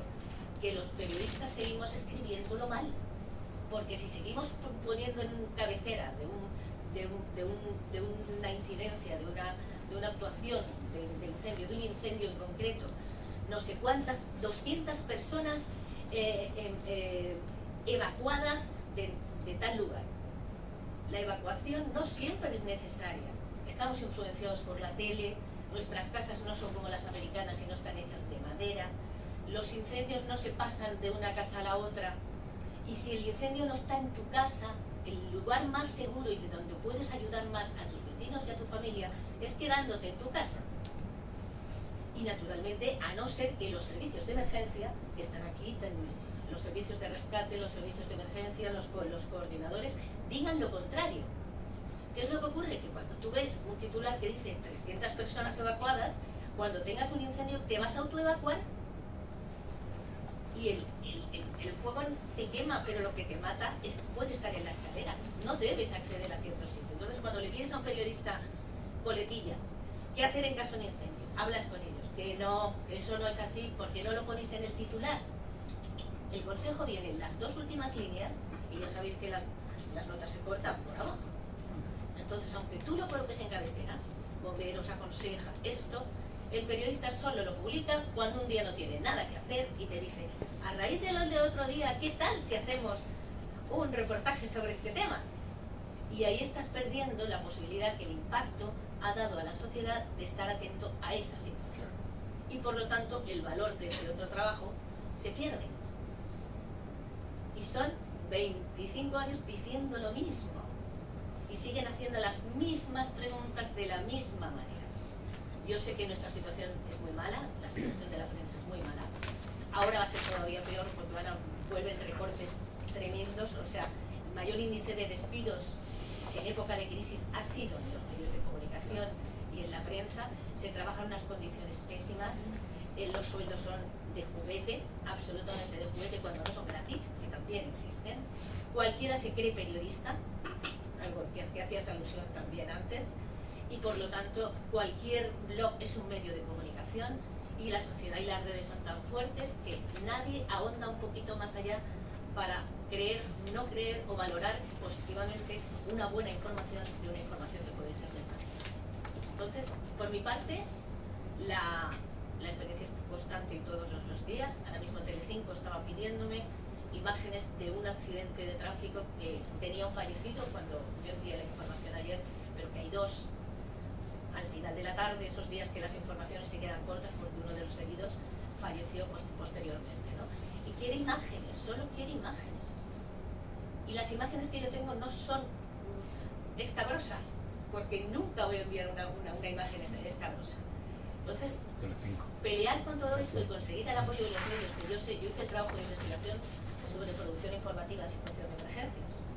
Y en esa época, que fue hace 10 o 11 años, yo me sorprendí mucho que en Sudamérica, en los centros de gestión de catástrofes que hay en Perú, que hay en Bolivia, y en todos los países sudamericanos se había llegado a un acuerdo con las facultades de comunicación para ese compromiso ético que debe tener un medio de comunicación, apoye dentro de la normalidad y de lo habitual el trabajar esa cultura de la prevención, que no tenemos hasta que Santa Bárbara llega y ya sabes lo que pasa, truena, y si truena Santa Bárbara, entonces queremos saber algo. Gracias. No sé si Carlos quiere decir algo. Yo te quiero dar las gracias porque creo que has sido muy gráfica con el ejemplo que has puesto, ¿no?, en tu situación personal, por echar también un guante a los compañeros que trabajan en los medios. Y yo ni soy periodista ni comunicadora ni trabajo en los medios, pero sí también he trabajado en la parte institucional y política durante unos años, que muchas veces también viene marcado por la línea editorial, o sea que no son los propios compañeros, que entiendo que hacen esfuerzos y que se forman, y a veces de manera personal, pero creo que a lo mejor si hacemos presión entre todos, pues en algún momento podamos lograr ese punto que es fundamental para hacer el cambio. Como acotación también es verdad que para poder trabajar un periodista, y ahora soy periodista, me voy al otro lado, necesitan el respeto de todos los integrantes en una emergencia. Y durante mucho tiempo el periodista era la calaña a la que nadie quería hablarle, a la que nadie quería comunicarle nada, y en esas condiciones tampoco se puede trabajar. Eso también hay que tenerlo en cuenta, ¿no?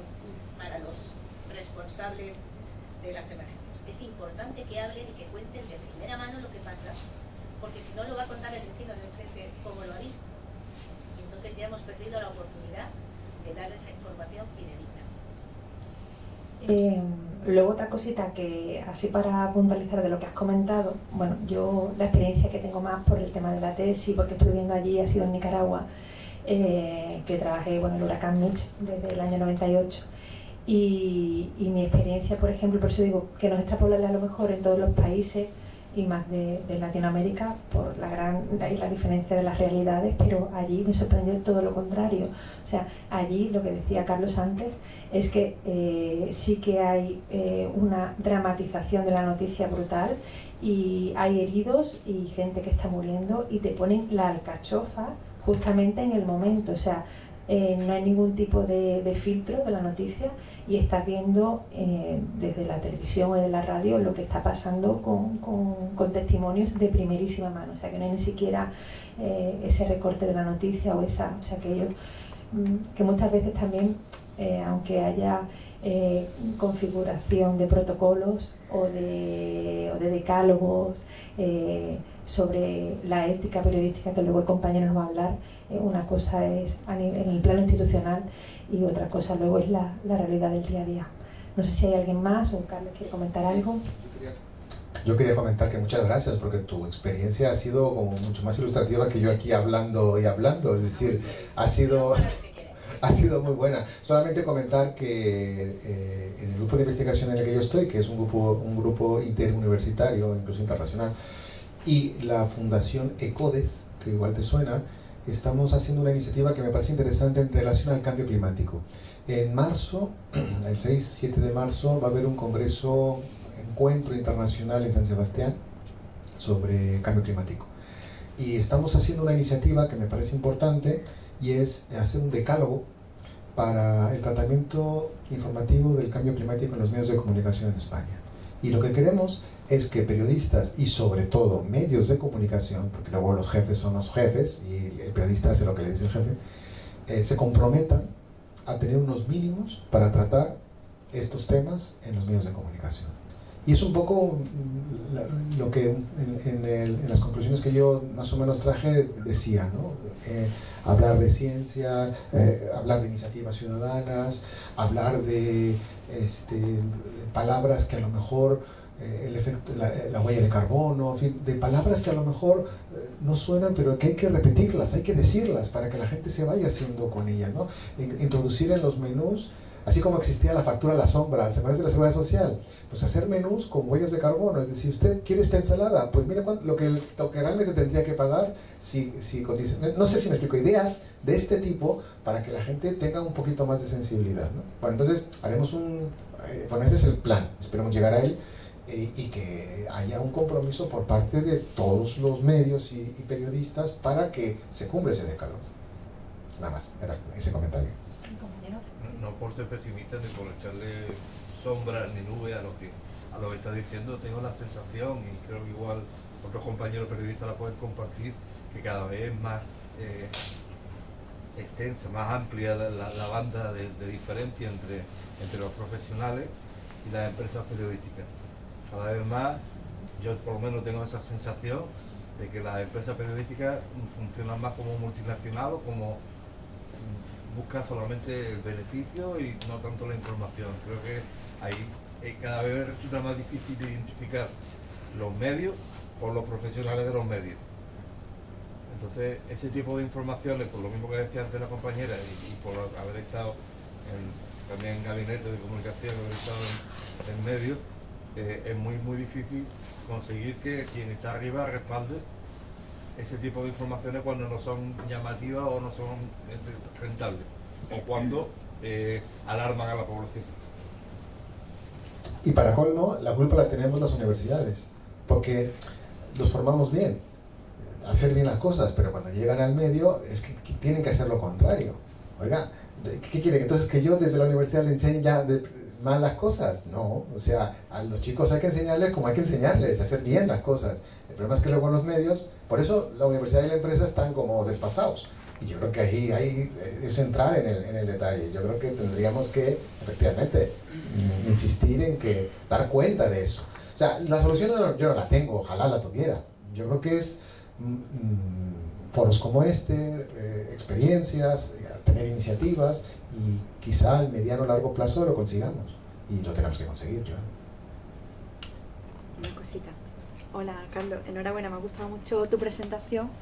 Y yo que pertenezco al mundo de la salud, porque doy clases en la Universidad de Cádiz, en la Facultad de Enfermería, me ha gustado mucho porque yo he subrayado el aspecto de la responsabilidad social que el periodista tiene que tener, ¿no? Y aquí te he hecho, digamos, una cuñita en lo que yo llevo mucho tiempo trabajando, que es la responsabilidad social del periodista en temas de salud, ¿vale? Porque un poco lo he visto similar a lo que tú has planteado. Yo siempre digo que un mal periodista puede ser muy perjudicial para la salud, porque estoy contrastando un montón de información no basada en la evidencia que los periodistas con poco conocimiento y rigor científico transmiten a la población sobre, pues, que si el agua se puede imantar, que si el microondas es perjudicial para la salud, que si determinada pastilla como el cartílago de tiburón, todo falso rigor, ¿no? Basándose en lo que tú has subrayado, estamos en una cultura, y a nivel de salud la tenemos también, donde es que no queremos prevenir en salud. Hay muertes por tabaco, muertes por alcohol, y ningún periodista ha empezado la batalla de decir que la Organización Mundial de la Salud y la Organización de lucha contra el cáncer tiene como evidencia científica de que el alcohol, aunque sea un consumo moderado, puede provocar a largo plazo un gran número de cáncer. Por ejemplo, la población no está sensibilizada en esto. No existe ninguna cultura de prevención en salud. Pero es que yo no veo en los medios de comunicación un interés por informar y formar a la población en cultura de prevención en salud. Entonces, esto lo estoy enlazando con lo que estáis diciendo, y yo creo que hay muchos nexos de unión importantísimos, ¿no? Unión, es decir, vas a una parafarmacia, la inmensa cantidad de productos que se dicen por los medios de comunicación no valen absolutamente para nada. No hay rigor científico en muchos de los productos que se venden. Y sin embargo yo prefiero tomarme 5 pastillitas de cartílago de tiburón, de la chía o de lo que sea, y no dejar de fumar, o seguir tomándome mis 3 copas de vino al día, o seguir siendo sedentario. Como si al tomarme eso, ya con eso voy a prevenir. ¿Entiendes? Entonces creo que por ahí van los tiros, por fomentar una cultura de prevención con responsabilidad social y rigor en todos los niveles, ¿no? Yo creo que es ya para todos los niveles, ¿no? No centrarse solamente en uno, sino abrirlo a todos los niveles, ¿no? Porque es que es lo que ha dicho el compañero del suicidio, es una realidad. El suicidio en la población joven es la primera causa de muerte. En España, que siempre dice, no, eso en Finlandia, no, mire usted, no. En Finlandia no, en España. Ya somos el tercer país en Europa de gente que se suicida. Y parece que aquí nadie se suicida. Porque aquí estamos todos muy contentos, ¿sabes? Entonces creo que es una responsabilidad social que el periodista debe de tener a la hora de informarse basándose en la evidencia científica y no darle publicidad a la enorme cantidad de charlatanes que hay ahora mismo que están poniéndose de oro en el tema de salud, ¿no? Un poco por ahí creo que deberíamos de caminar. Sobre este tema yo solamente diría que hay muchos periodistas, muchos, que son buenos, honestos, sí, que hacen bien las cosas, que intentan comprobar, que intentan verificar. Lo que pasa es que luego tienen órdenes o tienen un alineamiento y entonces no los dejan. Y este tema que podría ser muy interesante, pues no entra en fin, lo que se ha estado comentando. Entonces, contra eso no se puede luchar. No se puede luchar. Por eso yo decía, cuando hablamos de la responsabilidad de los medios, ¿no? Yo decía, bueno, es decir, si usted se está lucrando, si usted le está dedicando tanto tiempo a la cobertura sobre este tema, a cambio denos algo. Y nosotros ya veremos, entonces ya ahí le decimos a los periodistas, a las ONGs, hagamos cosas. A lo mejor nos dan las 3 de la mañana, o sea, horario de 3 de la mañana. Bueno, pues habrá que empezar a las 3 de la mañana a hacer cosas. Pero que ellos, como sean, es decir, esto es difícil llevarlo. Yo lo he hablado con asociaciones de consumidores, ¿no?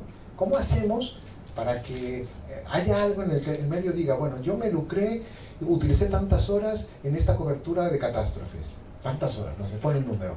Pues yo cedo, no sé, 4 horas al mes, y con un poquito de dotación, estudios, no sé qué, para que vosotros, sin meterse con nadie, pero hagáis esto, trabajo de cultura de prevención de riesgos. Entonces, bueno, pues ya lo tenemos, hemos una pequeña conquista y nos ponemos de acuerdo. Luego, las iniciativas son estos trabajos transdisciplinarios, porque claro, yo sobre salud, pues sé lo que sé, pero me tengo que ceñir a una fuente especializada y a lo mejor yo comunico mejor, pero necesito los contenidos y a su vez necesitamos los de protección civil, necesitamos los del ejército, y eso es así. Y entonces también tenemos que aprender a trabajar así, porque aquí esta manera de entender la educación, la universidad, ¿no? Es tu área y los demás ni se te ocurra tocarlos, porque tú eres de letras, tú eres de ciencias, tú eres de no sé qué, y ahí vas, ¿no? Y además hay que acreditarte por tu área, y además tienes que sacar la plaza por tu área, y tu área, y resulta que tu área a lo mejor es lo más inhóspito que hay, ¿no? ¿Por qué no Entonces, estas cosas que son transdisciplinares, que son diferentes, pues realmente es el inicio, es el comienzo del acuerdo, es el comienzo de hacer las cosas. Yo creo que, a lo mejor soy demasiado ingenuo, perdón, pero es que, claro, ante las dificultades que hay, pues hay que empezar de esa manera. Y yo creo que, entonces, agradezco que haya estas iniciativas como esta, ¿no? Es un comentario. Un poco por puntualizar también algún comentario del compañero del que estoy totalmente de acuerdo. Yo creo que fruto de eso estamos hoy aquí, porque creemos en la multidisciplinaridad, transdisciplinariedad, la ciudadanía del mundo, la ciudadanía global, y yo creo que los asistentes están en la misma sintonía, porque así se me estaba ocurriendo, como soy yo, pensando que quizás una buena iniciativa pues podría ser, yo que vengo del mundo antes político, institucional, pues quizás crear la sinergia de abajo hacia arriba, ¿no? Lo que en política se llama bottom-up, de abajo hacia arriba, pues podríamos crear a través del sistema de firmas, de change.org, pues quizás un poquito presionar a través de los ciudadanos la posibilidad de una propuesta no de ley, si consiguiéramos una firma suficiente como para que los legisladores tomaran en cuenta y a la vez presionaran a las editoriales y a los grupos editoriales de la importancia de la conciencia ciudadana, del desarrollo humano sostenible, de la sostenibilidad. Podríamos darle un poquito de vuelta y quizás podría ser una buena propuesta que saliera de aquí, que en el fondo nos beneficiaría a todos, porque sabemos que nuestros representantes políticos, como antes se decía, no se mueven si no existe esa presión social. Y si aquí hay muchas personas que individualmente sumamos, llegaremos a ser pues una importante foco de atracción dentro del sistema. Yo creo que está súper interesante. Vamos a dar lugar a 2 intervenciones más que me han pedido. De todas maneras, no se asusten, porque vamos a hacer luego un descansito después de estas intervenciones de 15 minutos para estirar las piernas. Y como ya las conclusiones se están relatando, vamos a cortar a la hora que tenemos previsto, luego podemos ir un poquito más rápido ahora en la mesa, ¿de acuerdo? Así que damos paso, me parece muy interesante un poco las aportaciones del público a la compañera y al compañero, que quieren también puntualizar. Yo quería, como abogado del diablo, romper una lanza a favor de los medios de comunicación, incluso de las empresas informativas. Porque a todos se nos olvida que, a pesar de que nos quejamos de los tratamientos informativos, son los que tienen el share más alto. Cuando si no educamos en medios, no convences a nadie de que el poder está en tu mando de la tele. Puedes apagarlo. Y ahí tenemos las últimas catástrofes, el caso de Julen, por ejemplo, que quien más audiencia consigue es quien es más morboso, quien se queda más lejos de la información fidedigna. Así que creo que, aparte de que las líneas editoriales, que los periodistas no escriben todo lo que aparece, sino que hay alguien que lo que lo mira después, que la población piensa que es el periodista el que ha escrito cada palabra que sale en un medio, la sociedad tenemos la responsabilidad de no dejar que programas que son absoluta basura sean el único referente de visionado de este país. Así que ahí que se vuelve a enroscar las cosas. Necesitamos que también haya un compromiso ético. Hay países que tienen televisiones que se mantienen porque pagan un canon de televisión y decimos, qué buenas series tiene la BBC, es que se la pagan. Pues los países nórdicos, y que alguien no quiera un programa de televisión se lleva al mundo político y se quita de la parrilla, porque los ciudadanos no lo quieren, pero la realidad es que aquí no es así. Por eso yo propongo lo de las firmas. Es importante. Así que apoyo completamente tu iniciativa. Se me acaba de ocurrir sobre la marcha, viendo esta... Y el compañero, ¿vale? Ya nos vamos. Sí, a colación de lo que decía la conciencia sobre la sanidad, ¿no? En general, y la falta de rigor profesional. Ahora mismo yo he escuchado muy pocos mensajes en torno a la avalancha de información sobre apuestas de fútbol que hay en todos los medios, que es una pandemia. Parece que uno no puede ver un partido de fútbol sin estar apostando a la vez. Eso genera también un impacto social grave. Cuando ha estado exponiendo me ha parecido entender que consideraba catástrofe no solamente un evento natural, también algo que se produce a nivel general como este tipo de cosas, ¿no? Que tiene una repercusión social desastrosa y que tampoco se cubre con la seriedad de rigor.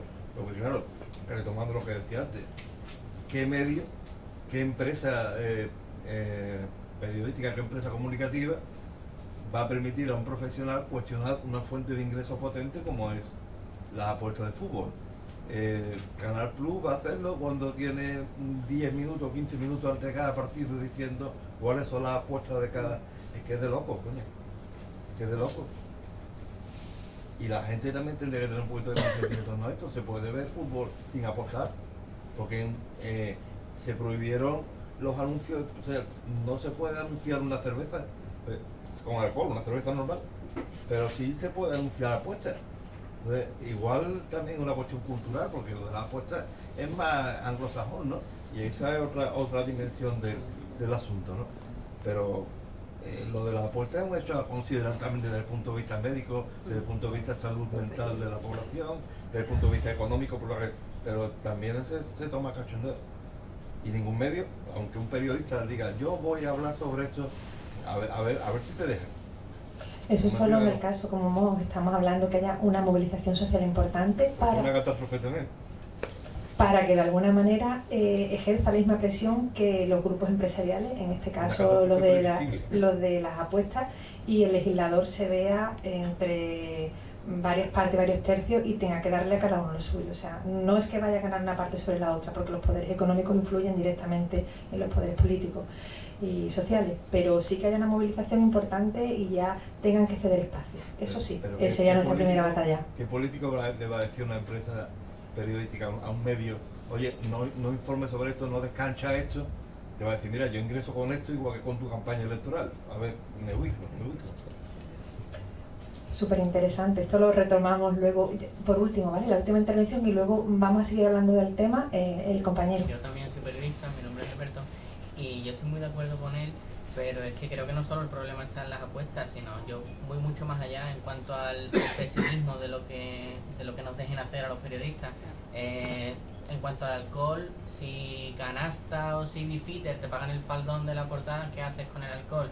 Si el uso de los vehículos, del que también habla usted, si luego decimos, bueno, un minuto para publicidad y seguimos con los deportes, que a lo mejor un minuto de publicidad es de Chevrolet y de Fiat y de... Entonces, ¿de qué podemos informar realmente desde un punto de vista crítico? ¿A qué grupo empresarial o a qué poder publicitario nos podemos enfrentar como periodistas? Realmente a muy pocos. O sea, estamos cogidos por los huevos, con perdón, tanto con el alcohol como con las apuestas, como con la contaminación. Si no es una cuestión, yo creo, de buena fe en el periodista ni de falta de ganas, sino que es una cuestión meramente empresarial, yo creo. Por eso, como no vamos a cambiar los poderes económicos ni la fuerza o la influencia que tienen luego sobre la agenda social y sobre el diseño de políticas públicas, lo que sí podemos es la movilización social es lo que hace que muchas veces haya replanteamiento. O sea, el minuto de alcohol lo vamos a tener, pero a lo mejor podemos compartir los espacios, el minuto de alcohol y un minuto con una información más relevante y que vaya un poco en confluencia con lo que se está comentando aquí hoy. Yo creo que ese sería el primer paso pequeñito.